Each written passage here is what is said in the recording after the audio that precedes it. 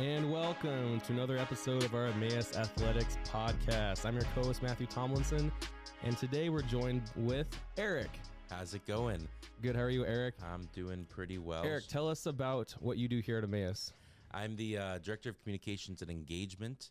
I'm the host of the Concerning Him podcast. Which you guys got to check that out. The editor of the Concerning Him blog. You got to read those. And then I'm also the assistant soccer coach. Nice. Here at Emmaus. Former soccer player too, four-year goalie. Goalkeeper, 4-year goalkeeper, 3-year captain for the Emmaus Eagles, 2013, 2016. Something like that. This is fun. Shane's under the weather, so get better soon, Shane. I'm tapped in today. Last time we did a podcast together was the trial podcast we did for Concerning Him, which never saw the air at all. But I asked you to come on and be a fake guest. To try it, so it was fun. It was a good trial episode.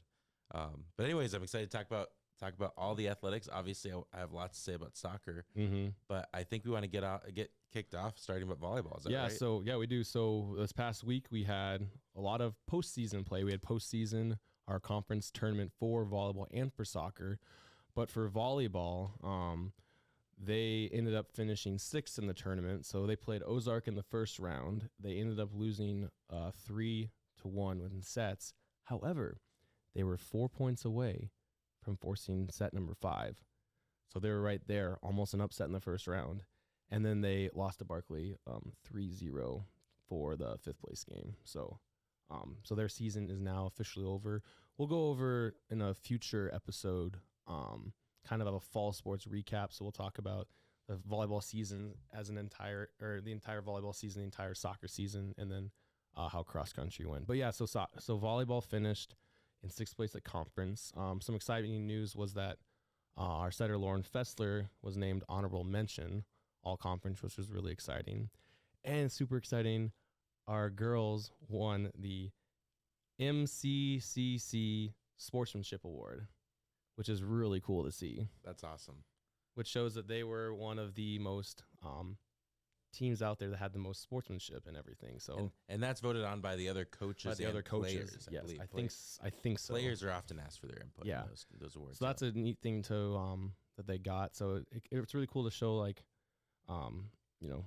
it's not about wins and losses. It's about how you portray yourself. And while the wins and losses, the wins weren't there, but the volleyball team had such grit through this season, and it showed because they won the Sportsmanship Award. So that's really encouraging for them to show that.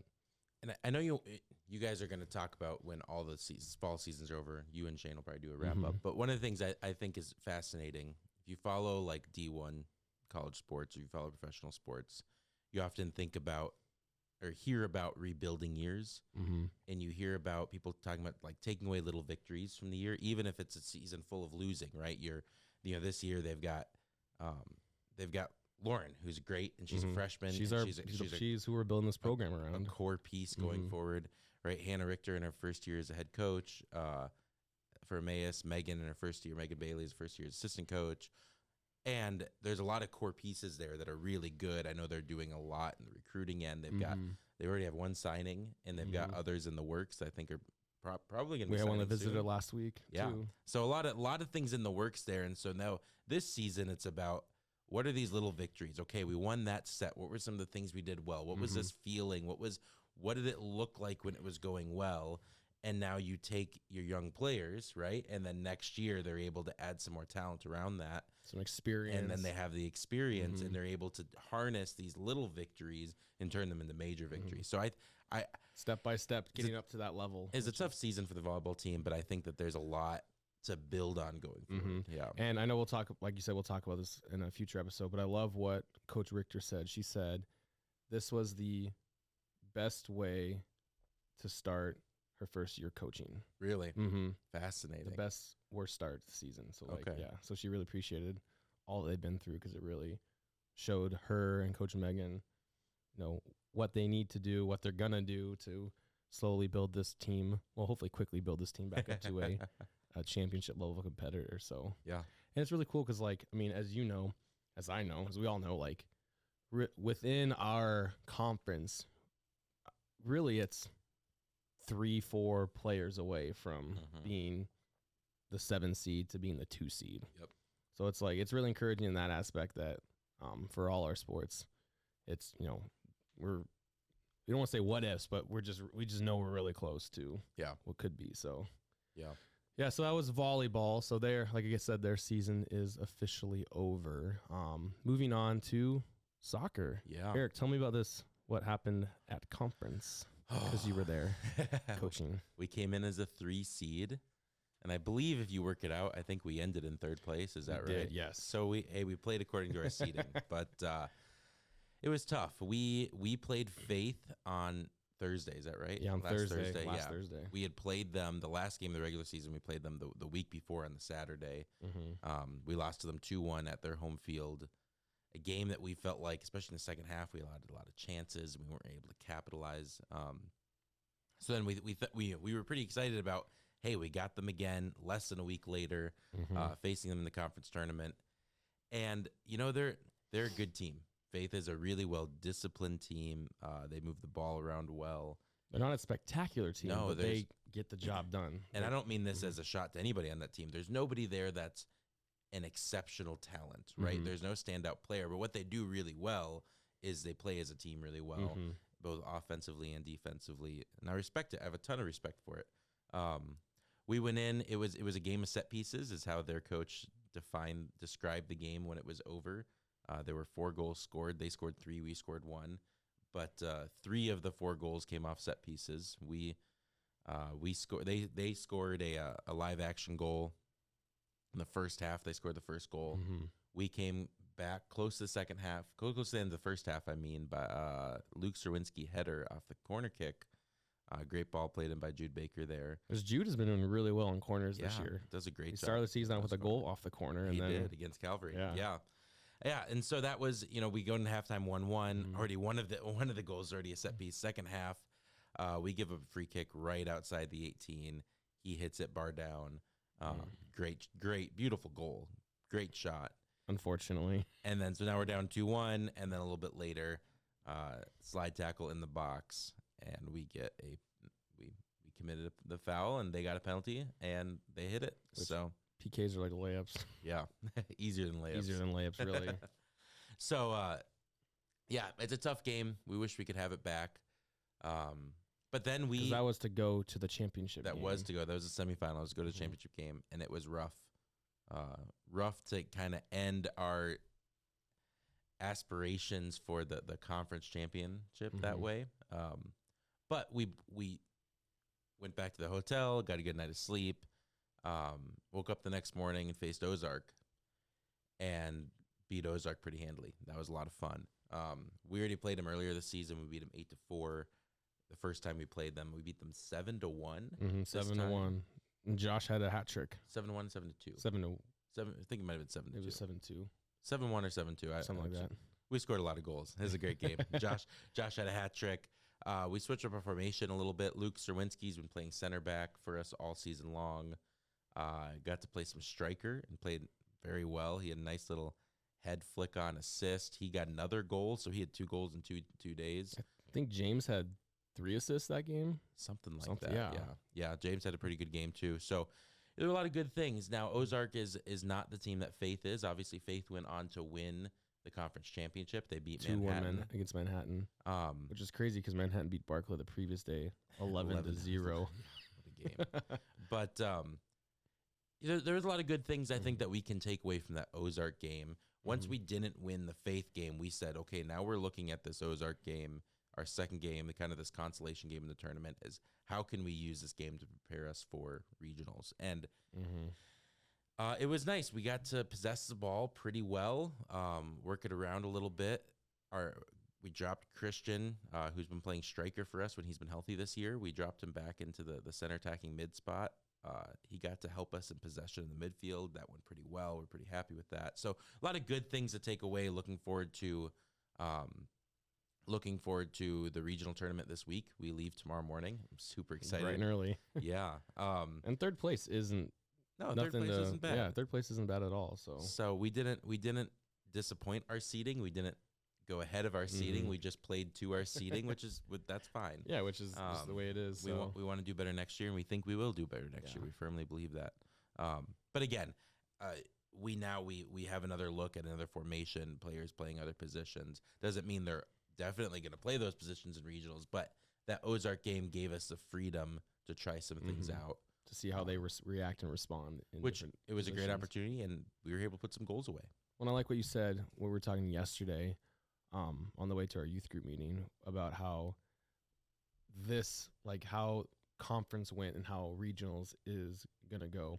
It's a huge stepping block. Like we're talking about, it was for volleyball. This is a huge stepping block for our very young team. Yeah. Getting that, postseason experience, getting maybe different position experience to, going into this regional tournament, going into next season, and how that can really be, a big stepping block for them, for us, and everything. Yeah.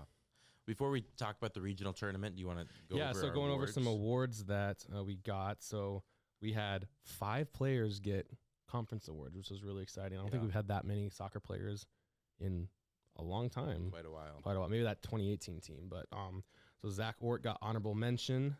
Shout out Zach, back-to-back years of honorable mention. And then Christian Anderson, our freshman, and James Baker, who's a sophomore, both got second team. And then James Baker, a 17-year-old sophomore. A 17-year-old sophomore. Second team. Yep. Mm-hmm. And then already Malinga got first team, and Josh Mack got first team. Yeah. And I think he got first team last year as well. So a great season by all 5 of those guys. It's super exciting to see that. Well-deserved awards. Now, looking forward to regionals, but with a twist. So after conference, we ended up, due to the power rating system, we ended up with the 3rd seed in the North. Yes. Which, great. That's awesome. Yeah. But tell us a little bit about regionals, because we play Crown. We do. Or we might play Crown. Can you explain a little what's happening in that area? It's a complicated thing. Crown is in 2 tournaments at the same time. They're in NCCAA Division 2, and they're also dual affiliated with NCAA Division 3. So they're in a D3, I believe it's a conference tournament, working their way towards, the winner of that goes on another tournament, working their way towards a national championship for Division 3. For Division 3. Where our regional for this is for the NCCAA Division 2. They're also in that. That's with us. That's where the winner of this tournament goes and plays in the national tournament. So it's also working its way to a national championship, just in a different setting. Totally different setting. Christian colleges only in our setting. Mm-hmm. So Crown was good enough this season to make it into both tournaments, and they are trying to play in both tournaments. And they got an automatic bid in their Division 3 tournament. So they play Wednesday afternoon, I think 3:30 and around Duluth, Minnesota, but actually in Wisconsin, but it's close to Duluth. They're playing a game there. Because their Division 3 rules are you can't play in multiple tournaments at the same time. They can't. So if they lose that game, then half their team is traveling up to play that game, half their team is staying in Minneapolis where our tournament's being held. If they lose that game, we play them at 6 or 6:30. 6:30, I think it is, tomorrow evening. If they win their game, then they forfeit their game against us and they're out of our tournament. And we move on. It's complicated. Most likely. And you guys aren't going to find out until your guys are literally warming up on the field, not knowing if you're playing or not. But they're the 4 seed. They're playing the 1 seed. It's a team they haven't beat this year. I think they just lost to them like 2-1 last week or something. The expectation is that they'll probably lose this game, especially since only half their team is traveling. So the expectation is we're going to be playing against them, the other half of the team, tomorrow evening for a chance to get into the semifinal game. The semifinal game would be the winner of the Faith and Trinity Bible game.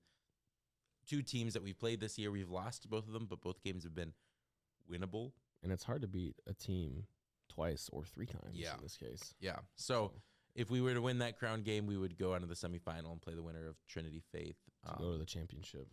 So nothing's promised. It's postseason. You never know what's going to happen. Crown's a very good team, very skilled.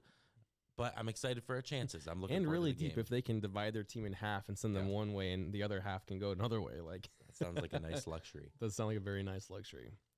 So anyways, that's that. We are super pumped for the regional tournament. We've got hopefully not 1 week left, but if we don't win this tournament, then this is the end of our season. Because regionals is one and done. It is. It is. So anyways, we travel tomorrow. We're super excited about it, but it's enough about soccer. We should probably move on to talk a little bit about cross country. Cross country, they were off this week. Next week on the 11th is the national championship meet in Missouri. And so they're working hard prepping for that, which is really exciting.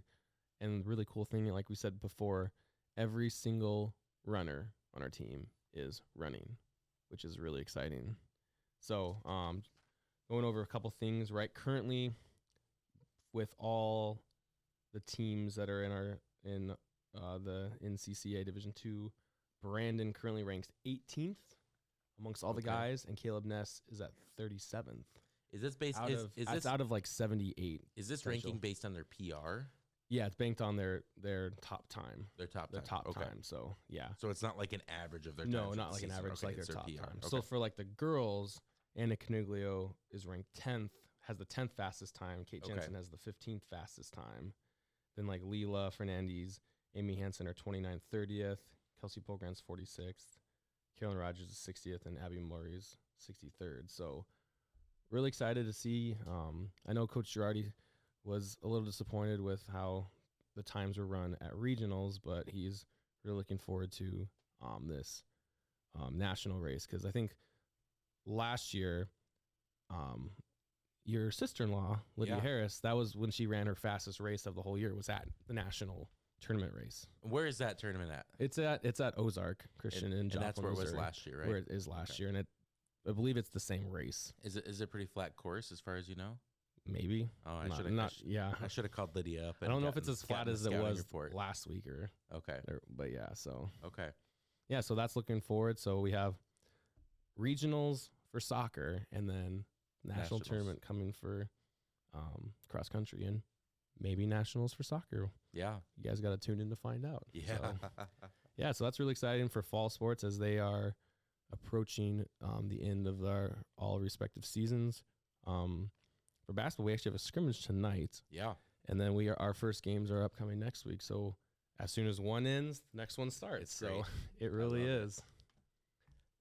Oh, we got to do this. It's Be Real time, everyone. we got to do this. Oh, my. All right, everyone. You got to smile. You got to be real while doing Be Real. Oh, my. So transitioning on to the next thing. If you guys are interested in ordering any merch to support our teams, here's our business card. I know you can't read it, but it'll pop up on the screen. You can go to our website. It's shop.emmaus.edu, and you can go there and order, sweatshirts or shirts or any merchandise that you would like. I think they have like mugs and all the random miscellaneous things that you can get. Yeah, I think there's like a dog shirt or something like that. Like, it's just there's lots of good stuff. You get a hat like that, you right? could get a hat. This is actually off the store. Yeah. Got that for Christmas. So yeah. So we're really excited to see how soccer does this. Well, tomorrow actually. Yeah. Bright and early, and then how cross country does next week. But thank you guys for joining us today and listening to our 6th episode. We really appreciate all of the support and all you guys listening and all the positive feedback. Again, if you guys are interested, if you think Emmaus might be a place that you would be interested in looking at, please go to our website, fill out a recruiting form, send a info request, call us, talk to us about if this is the place that, the Lord might want you to play or just be a student, because it's both of us are graduates and former athletes playing here, and we're back here working because this place meant so much to us and we absolutely love it. So yeah, it's a fantastic place. I love it. We're a little biased, but especially if you play soccer. Well, basketball. Both. So, well, we appreciate it, guys, and hope to see you next time. All right.